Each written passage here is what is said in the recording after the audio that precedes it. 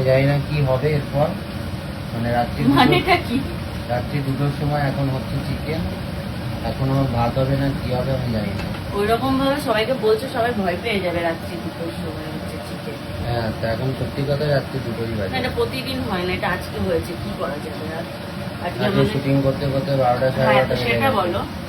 আসলে সন্ধ্যাবেলায় আমরা আসলে একটু বিয়ে করেছিলাম, বিয়ে করার কারণে স্টার্ট করতে লেট হয়েছে। এটা কি চিলি প্রনটা কালকে বানিয়েছিল শাহী প্রন? না না, গার্লিক প্রন। এটা আমি নিজেও এটার নাম জানি না, কি বানিয়ে ফেলেছি একটা, কিন্তু খেতে খুব টেস্টি হয়েছিল। এটা আমি একটা এক্সপেরিমেন্ট করেছিলাম।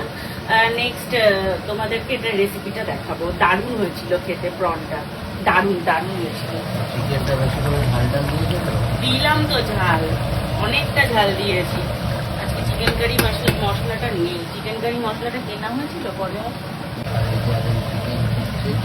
আর এর ঝোলটাকে বাড়াবে, সঙ্গে আর কি হবে? আর কিছু হবে? আর পরোটা হবে?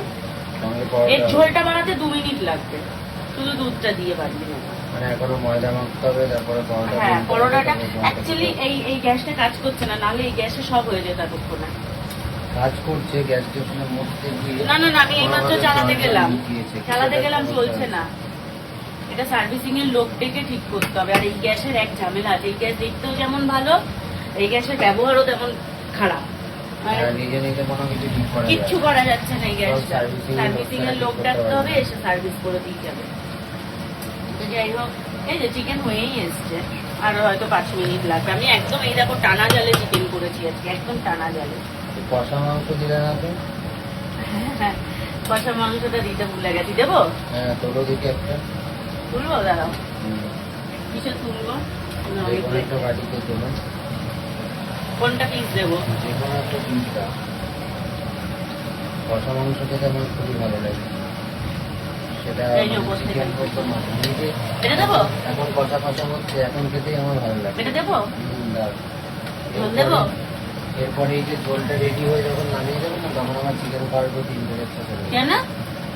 মানে আর ভালো লাগে না তখন, দেখো না, পরে আর খেতে চাই না। এই গরম গরম এই যখন শোকে, কষা মাংসই খেতে আমার খুব ভালো লাগে। তাহলে একটু আগে আমাকে মনে করাতে হতো, আমি জল ঢেলে দেওয়ার আগে যেটা ছিল ওইটা থেকে বেশি ভালো। বাড়িতেও আমি খাই, এখন এই বাড়িতেও শাশুড়ি মাকে বলে রেখেছি, উনি ওই মাংস রান্না করলে মায়ের মতো আলাদা করে তুলে রেখে দেয়। কষা মাংস দেয় দেখি। আগের দিন কবে যেন জামাই ষষ্ঠীর দিনও দিয়েছিল তুলে। আর আমাদের বাড়িতে কষা মাংস নিয়ে মারপিট লেগে যায়, আমার স্বর্ণর মধ্যে তো বাধেই। তারপর দিদি এখন বেশি খেতে চায় না, ওর যেহেতু অপারেশন হয়েছে, কদিন পরে যোগ দেবে আমাদের সাথে, কিন্তু